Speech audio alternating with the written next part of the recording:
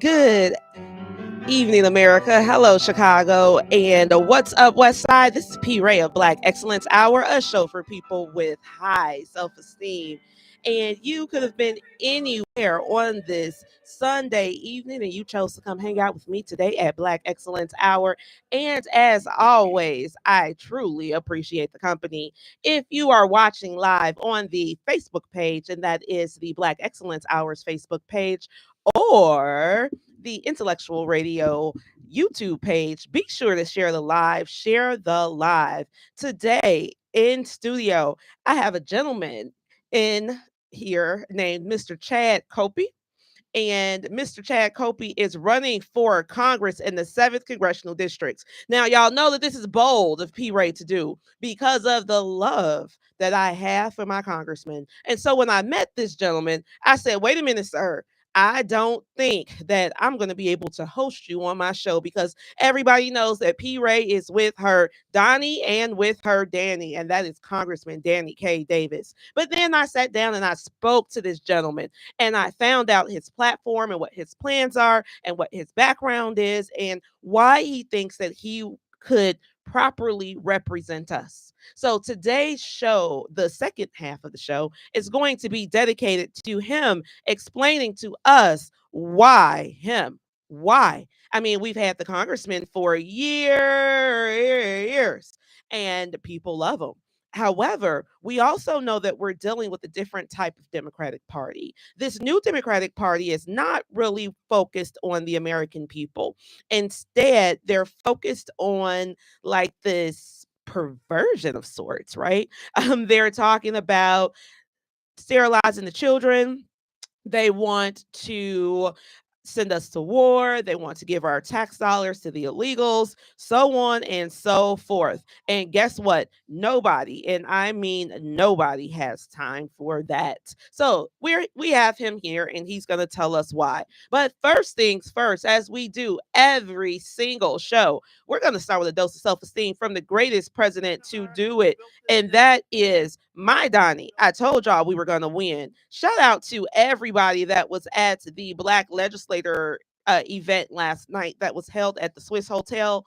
I spoke to some legislators because people were shocked that P. Ray was in the building with all of these Democrats. But I'm like, music, drinks, food, hecky yeah, I'm going. So I'll go in there. And what was really interesting, well, I'll get all that out the way after we get this dose of self-esteem from the greatest president to ever do it, the 45th president, soon to be president, number 47, Mr. Donald John Trump Sr. Roll tape.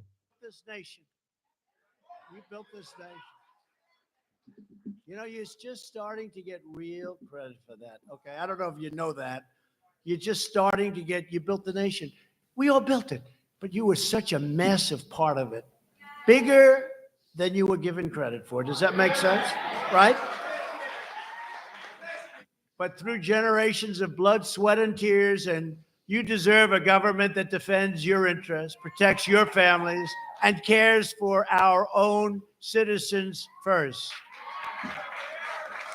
My administration is fighting with everyone and all our heart to reverse the pain inflicted by Democrat leaders and to deliver hope and opportunity and prosperity for all Americans, but for African-American communities all throughout our land. And our agenda is lifting up citizens of every background, race, religion, color, and creed. But while we are fighting every day to build up our nation, the far left only wants to wreck, ruin, and destroy our nation. All right. That was Mr. Donald John Trump Sr. Got to figure out what is going on with my phone. You know, when you get a new iPhone, the sounds are like limited in a way. And I think that my sounds have been limited, and I'm going to get that higher. Oh, I figured it out. It's because this is plugged in as a headphone to the phone and it has lowered the volume. So sorry about that, y'all. Let's try this again. We're going to try to roll Donnie back. I think I fixed it. African-Americans built this nation. It's still low. Don't worry about it. We know what he says. Moving on. First things first. So again, I want to give a shout out to the Black Legislative Caucuses in their event that they gave last night. It was at the Swiss Hotel. I got there and the people were so nice. People were actually like, "Oh my God, you're P. Ray. I cannot believe that it's you." And I'm like, "What? You know me?" And they're like, "Yes, we know you. We watch what you're doing. We see the movement. You guys are so serious. Oh my God, you have convinced me. I'm leaving the Democrats too." But nobody can say it out loud, especially not while we're at their event and consuming their beverages. However, everybody is on board, guys. This is like a unified effort. I am so proud of everyone who stuck with us all the way from the beginning when people were calling us racial slurs and saying that we were stupid and low class and all of those things. Well, friends, we showed them because now, as Jussie Smollett said, Chicago is MAGA country. However, I do want to share a couple of things with you with Chicago being MAGA country. First things first, there was a poll that went out by Rasmussen. Is that how you say it? Rasmussen? Rasmussen. Thank you. Rasmussen. Rasmussen did a poll early last week of Black voters in New York City. And y'all know what that poll showed? 40% of Black people in New York City are Team MAGA. 40%. And if they're showing 40% right now on the poll, we know that it's higher than that because we know that we are not answering numbers that we don't know. We are not responding to the polls. So the 40% of the people that they got to talk, and these were all registered voters in New York City, 40% of them are supporting the president at this moment. What that means is that the Democratic Party is finished. They were depending on our votes for all of these years, and truly, they have moved on. I've been asking the GOP to please, please, please, please, please come to the city of Chicago and poll us as well. They'll see that we are just as high, if not higher, than New York City because, again, we are done with the Democrats. And what this election is also going to show is that a lot of people are not as relevant as they said that they were. So, all of these people who were pushing this vote blue no matter who, Black folks vote for Democrats or you will get your black card taken. None of that matters. So shout out to everybody for staying on code. Moving on, let's talk about something that happened here in the city of Chicago. As we know, Brandon Johnson is a member of the Chicago Teachers Union. He was employed by them before he got into office. He saw that there was an opportunity for him to move up politically in order to advance the goals of the union. And now he's in charge with the union standing behind him. Well, friends, last week, the entire school board for the city of Chicago quit. I mean, they quit. They said, we cannot deal with you anymore because you are not serious, Brandon. And so now there is a large vacancy. And tomorrow he's supposed to appoint the new people at a church on 86th in South Chicago at 10 a.m. However, this has put this entire city of Chicago into a tailspin. Before we get into that very, very quickly, I want to play you something that our mayor did a couple of years ago. He did an interview and he was talking about his teaching experiences in the Chicago public schools. Now, it's very important to realize that Black reading proficiency is now at 8% in the city of Chicago. It's because of teachers like Brandon Johnson. And if you don't believe me, listen to it come out of his mouth. Roll tape. Pushing like to eliminate sort of the standardization of our public schools. My students sometimes would get frustrated. I didn't offer any test prep. Many of my other colleagues were doing it at the time. I was pushing our administration to move away from that. To be quite frank with you, I didn't issue a lot of homework for students. That was my own way of sort of rebelling against the structure. I don't think I ever gave a kid an F. I don't know how a student sits in front of you and fails. I know some professors may find that, this is slightly troubling because you've probably seen other things, but. So what he said is that he did not give them homework. He did not stress them out. That was his way of rebelling against the system. And now they want everybody to do the same thing. So CTU has asked for this large, astronomical amount of money, and the city of Chicago simply cannot afford it. So the CEO of the Chicago Public Schools, Pedro Martinez, said, I'm not paying you. And then Brandon and the administration started bullying the people on the school board, and all of them said, we don't have time for this. We quit. Now, where are we going with this? Because again, I got to move really quickly. The aldermen, 40 aldermen as of this very moment, have signed on to a document saying that they want to hold hearings about the Chicago Public Schools before Brandon appoints a new board. And the fact that 40 of them have signed on to this letter shows us that it's veto proof. It also shows that there's a rebellion in the city of Chicago. It also shows us that progressivism is dead. It also shows us that Chicago is going red, just like I told y'all it would. Slap a turban on my head and call me Miss Cleo, because I told you that this was going to happen. Moving on, lastly, before we get to our guests, I want everyone to pray for our people, our fellow patriots, our fellow Americans who are down in the Tennessee Valley. They are currently going through an unprecedented flood, and it is bad, y'all. It is really, really bad. But what made it absolutely worse, y'all, is the fact that the FEMA that we had to beg and make come to the West Side to help us when our basements flooded, that FEMA has ran out of money. FEMA's run out of money. And we are in the beginning of hurricane season, so we know it's only going to get worse. And we found this out because a whistleblower went to Matt Gaetz, who is from Florida. He is a congressman from Florida. By the way, he's very, very nice. I met him and his wife, Ginger. Shout out to the Gates. I digress. A whistleblower came to them and told them that FEMA had removed the money from the emergency services and given it, or it's called pre-disaster aid. It was withheld and given to the illegals when they came across the border. Now that sounds absolutely egregious. So P. Ray went and found some receipts. What you're going to hear is Karine Jean-Pierre, who is the White House spokesperson or press secretary. She's going to first give the lie that she said in 2024, and then we're going to listen to her tell what exactly happened in 2022. Funding. Roll tape. No, Biden did not take FEMA relief money to use on migrants. So FEMA regional administrators have been meeting with city officials on site to coordinate available federal support from FEMA and other federal agencies. Funding is also available through FEMA's emergency food and shelter program to eligible local governments and non-for-profit organizations upon request to support humanitarian relief for migrants. So they took the FEMA money and they gave it to the illegals. And now Americans down in the Tennessee Valley are starving, literally. People have lost their entire livelihoods. People watch their homes wash away. They lost family members. They lost everything. And the government that they have been paying into has no help for them because they gave it to the illegals. And y'all think that America's not MAGA. I digress. Let's get to my guest today, because we know that, again, I love my congressman.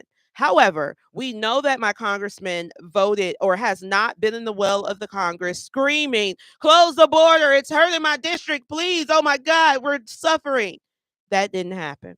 He also did not go down there to get the border closed. He also did not speak against the sanctuary city policies. He's also not speaking against the fact that American tax dollars are being spent on illegal immigration in violation of the U.S. Constitution.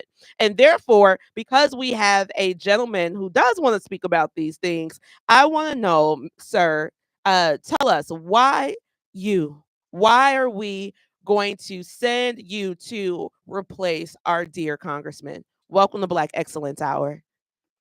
Well, I am Chad Copia, and I am running for Congress in the Illinois 7th Congressional District, and I want to thank PJ for hosting me on this evening for this program.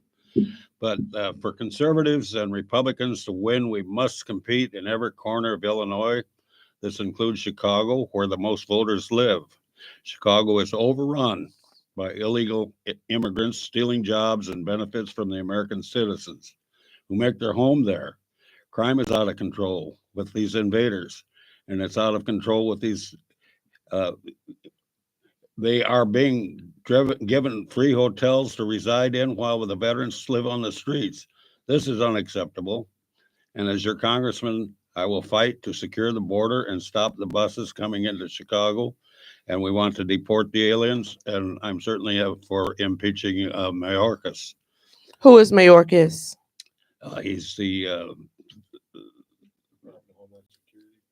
Homeland Security Secretary, assigned by the Biden administration. And who is Chad Copey? I'm one of 9 children who grew up in poverty.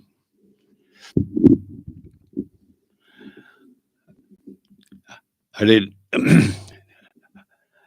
even have we didn't even have a working bathroom in our home when I was a child. U.S. Army veteran, graduated from flight school at Purdue University, jumbo jet airline captain for 35 years, flying international routes, mainly over the Atlantic Ocean. I'm a farmer in suburban Chicago, still live on a farm there, grew crops on up to 4,000 acres, still farm yet to this day. I'm a widower, was married to Teresa for over 50 years. I have 4 children, 12 grandchildren. I'm a lifelong Catholic. I'm former president of the Kane County Regional School Board, former Dundee District 300 School Board member, and Rutland Township trustee. And I've been on the ballot 2 times for the United States Senate and 2 times for Congress. One time in the 8th Congressional, this time I'm in the 7th Congressional. Well, how come I'm in the 7th Congressional District?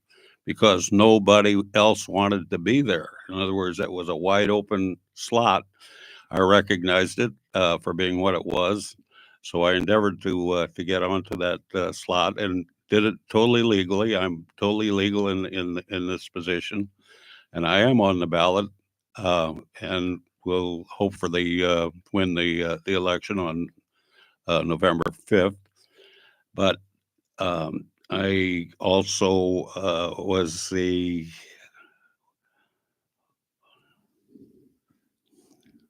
Tell us. Well, anyway, the top issues. I'm sorry, I'm lost communication here for a second. But anyway, I'm for securing the border and build the wall. Pro-life, need to support innocent babies and provide resources for mothers to take care of their babies or choose adoption. I'm pro-term limits, and way too long. Many of the congressmen and senators have been in office too long, but I support term limits for 6 years in the House, 12 years for the Senate. I'm pro-Constitution, pro-law enforcement. President Trump will finish the wall, stop the buses, and secure our borders, and he will deport the illegals. And please help me to share the message by donating at CopeyForCongress.com, and on Facebook it's Chad Copey for Congress, Illinois 7R. Well, for conservatives and Republicans to win, we must compete in every corner of the Illinois. That includes Chicago, where the most voters live. Chicago is overrun by illegal immigrants. I'm saying this again, stealing jobs and benefits from American citizens who make their home here, there. Crime is out of control in these invaders, and they are being given free hotels to reside in while veterans live on the streets. This is unacceptable. As your congressman, I will fight to secure our border and stop the buses coming into Chicago. Got you. All right. So I got a couple of questions for you. I know that you stated that you are pro-life.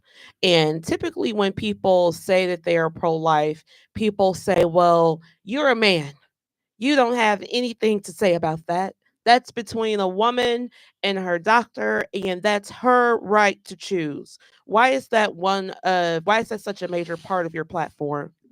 Well, it's 2 individuals we're talking about here.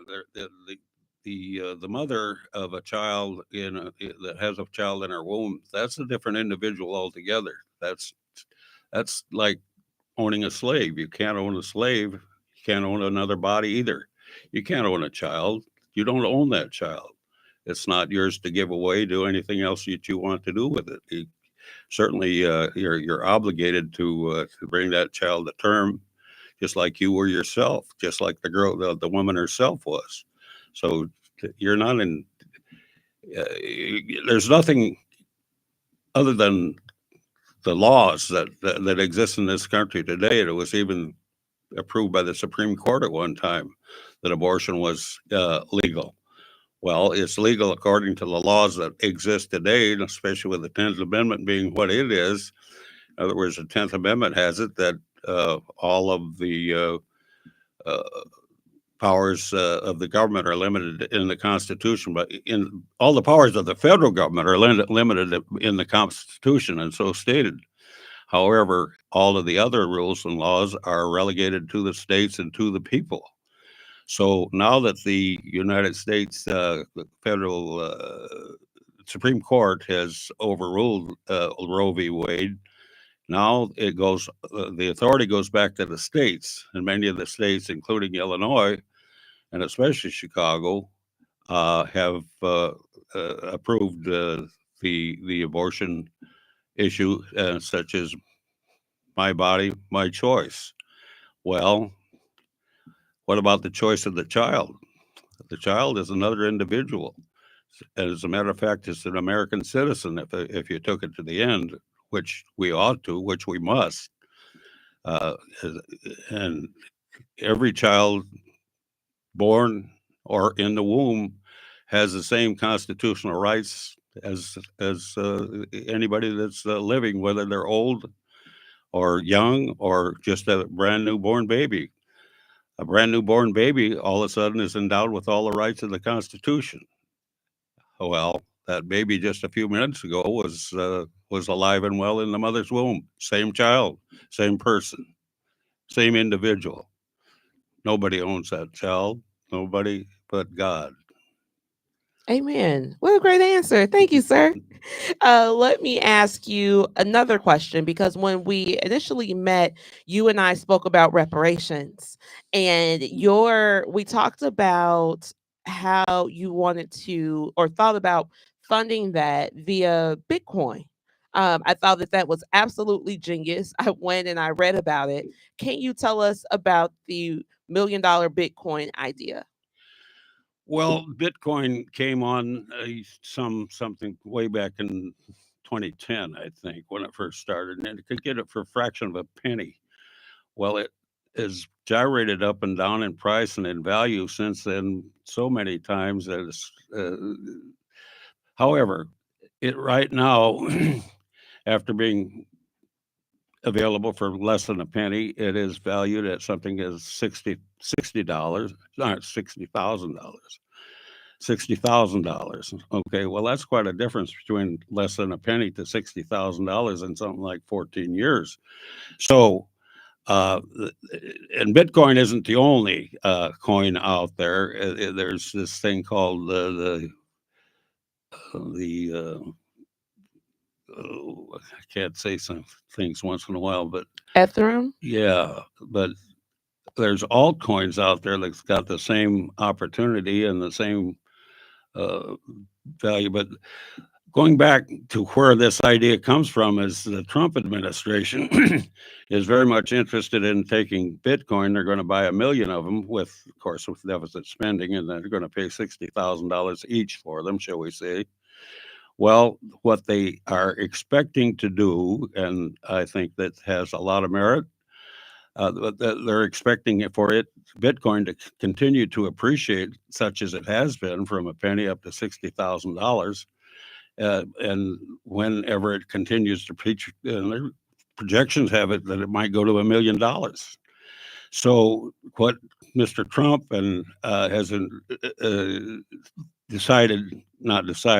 has recommended that we do after he gets in office is to create called a strategic reserve and buy 1 million Bitcoin and wait for them to appreciate. And he expects, and this is published, he expects that the appreciation of Bitcoin could retire the entire national debt of $34 trillion.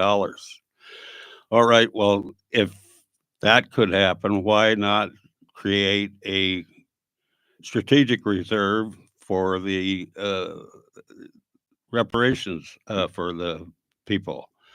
And it could do the very same thing, and you wouldn't even need to do it with Bitcoin. You could do it with some Bitcoin. You could do it with a basket of these currencies. So it would take a group of very expert people to accomplish this, but you would have to create a committee of experts to manage this thing.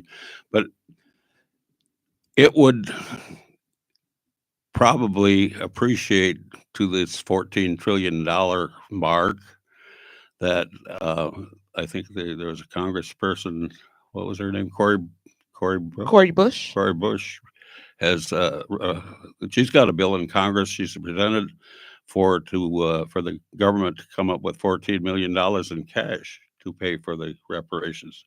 That would be something like $300,000 for each black person. Well, that would be wonderful. There's only one situation that about that, because I don't think the Congress would ever approve $14 trillion.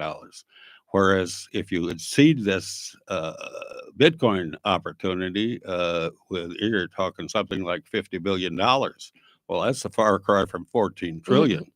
So if 50 billion could turn into 14 trillion, there you are. Now what you've done is, if you do the Trump thing and this thing at the same time, what you've done is retired the entire national debt of $14 trillion and $34 trillion, and paid out at least $14 trillion to the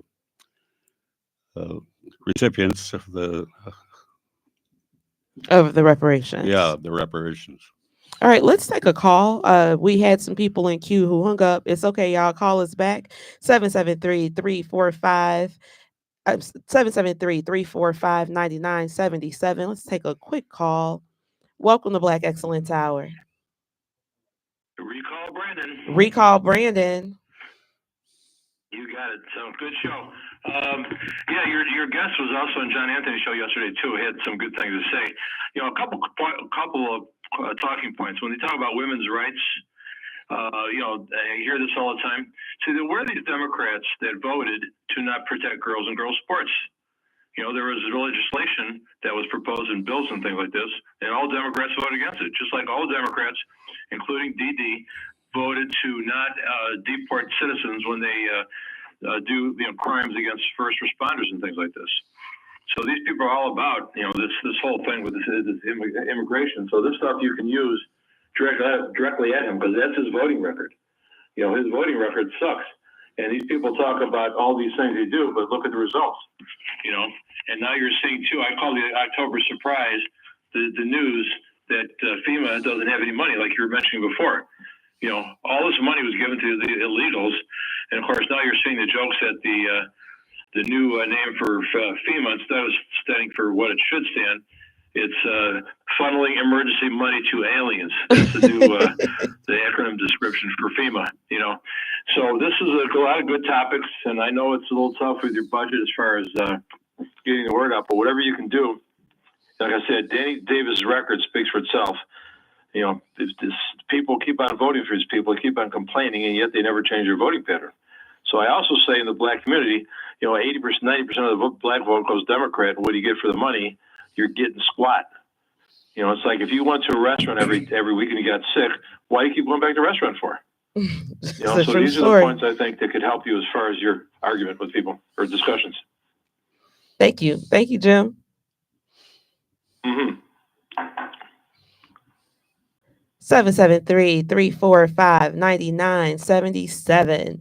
And that is an excellent point. You know, again, this, I never would have thought that I would have someone who is competing against the congressman on my show. But when we spoke, I'm like, oh my God, this man is a genius. Especially with the Bitcoin funding structure when it comes to reparations, because right now, especially in young Black America, reparations is such a focal point in the election. And not only have you supported it, but you've also come up with a funding mechanism, and that typically does not happen on the Republican side. So thank you for that. when you spoke about term limits, um, when we think about term limits, we think about people who stay there for a long time and mature into the seat. However, sir, you are mature yourself. What makes you want to run for Congress at, well, let's go back. Tell us, how old are you, if you don't mind me asking? I'm 86. 86 years old. So you're actually 2 years older than our current congressman. So why are you pushing for term limits? Well, because it's good for America. That's the reason. It's not about what I would like to have for myself as an individual. I'm certainly interested in the welfare of the country. What's good for the United States is good for everybody. Thank you, sir.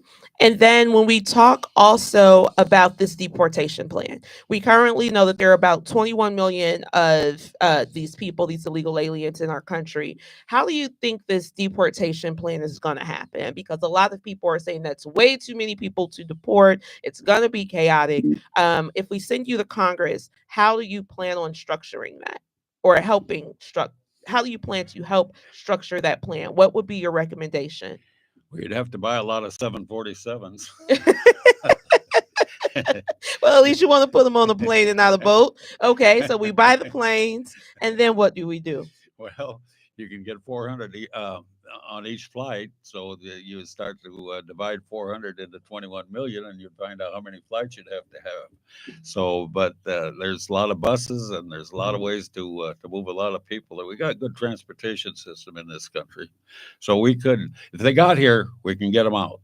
How do we identify them? Somebody said one at a time. I think President Trump said that. Bravo. Great answer. One at a time.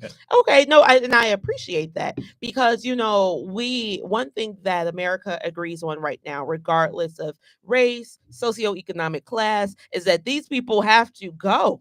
They are leaving. America wants them gone because we don't want to end up like Europe. Right? Europe is currently dealing with the refugee crisis that has totally crippled the continent and really pushed against the dominant culture there. I mean, we want to avoid that here as well. Got to. In other words, we've got no choice. In other words, it's an absolute necessity that this situation's got to be resolved. What's the timeline on this? If you had a magic wand and you could create a way to completely turn this illegal immigration thing around, what would your plan look like? Well, they've been coming here for something like 10 years now. So I would say that it would take 10 years to get rid of them. But if that's what it takes, that's what we're going to have to do. But I would rather accelerate that and move them out in 5 years or less. But it's going to have to be dealt with piece by piece, and time going to have to take. We're just going to have to get it done. What do you say to people who say we need them here in order to work the jobs that Americans don't want? Well, that's a fine thing to think about and say, but that's not true, because they are taking the jobs of people that need and want, and so let's get past that idea that that's not necessarily true. As a farmer, because you do own a farm, people say that our agricultural industry depends the most on these illegal aliens. Do you find Americans who want to do that type of work? Well, I don't know exactly how to answer that one, but I do know this, that necessity will take, whatever becomes necessary will happen. In other words, let me go back to the Russian Revolution. Right after the revolution, there was food shortages so bad, and one thing and another, but the entire population had to go out and plant and harvest the crops. In other words, the people themselves had to go do it they didn't even get paid. They had to do it in order to survive. Well, I'm not saying we're going to get to that point, but I do know one thing, that with all the mechanization and everything else, and and AI being what it is, and one thing and another, it won't be long before the robots will be doing the harvesting and the planting, and machinery can do the job that these aliens are doing. I never thought about that. So then there's really no reason to bring them here. There's a lot of reasons not to bring them here. Because we're told that this is a humanitarian crisis and that, Congress needs to use our American tax dollars, especially with FEMA. I mean, this is wild that we have all of these people now and that are completely flooded out, and they don't have access to the resources that they're supposed to have because we gave the money to illegals. How does our Congress let that happen? Well, here I just wanted to plug this one in, that there was people down there with in my business, the aviation business, a lot of private airplanes and one thing, and they were attempting to help bring in the supplies and just help out. But the federal government stepped in and said you can't do that. Why do you think that's happening? The power corrupts. Absolute power corrupts. Absolutely. And our last question, because we do have to wrap up soon. Our last question is, when you get to Congress, what is your number one focus? I know that you gave us your entire platform, but when you get there, you shake a hand, make a friend to do what? Got to solve the illegal problem, the illegal in other words, we got to close the border. We got to build a wall. We've got to deport. We've got to impeach Mayorkas. Why? And of course, he will be gone if Trump. As soon as Trump, you wouldn't need to impeach him anymore because he's going to be gone. But he needs to be criminally charged for. In other words, he's been lying to Congress, and that's against the law, and he needs to be brought up and prosecuted to the fullest extent of the law. Thank you, sir.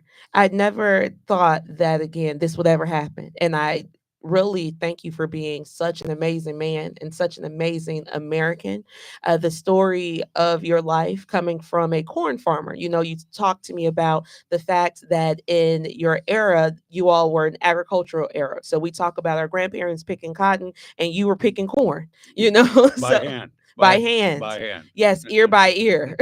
Ear by ear. Not bowl by bowl, but ear by ear. Yes, sir. So we understand that you come from an era of hard workers and people who are very solution driven. Well, with my age at 87, I was born during the Great Depression, so I know all about poverty and I know all about poverty. Yeah, true American Yeah, poverty. yes. And I appreciate that you were able to pull yourself out of that and you did not victimize yourself. And you see that we need a fundamental change in our American government. And I thank you for taking up the challenge to go and represent us in Congress. Again, sir, tell us again your name and where the people can support you. I am Chad Kopie. My email address or my address is Kopie, KOPPIE 4 FOR Congress.com. CopieForCongress.com. If you want to help out this gentleman, if you want to donate to the campaign, because again, what we have is it needs to change. Something has to go on, and it breaks my heart. Honestly, it breaks my heart that we have to go have new conversations with new people in order to save ourselves, because we've been sending representation and we are not being well represented. Thank you, sir, for coming on to the show today. With that being said, the music is playing and we are at the end of the show. I thank you today for coming on, Mr. Chad Kopie. He is running for Congress in the 7th Congressional District. I want everybody to watch the news this week. We are in the middle of World War III, and Lebanon, Israel, and Iran are dropping big bombs on each other. Lock your doors and go buy yourself some gas masks. It is not a game. They are $25 on Amazon. Also, watch this week as our mayor tries to come and gaslight us like he has never done before because he is getting caught up in the lies. Early voting has started. Take 3 people to go vote for my Donnie and vote red clearly down the ballot. R, and save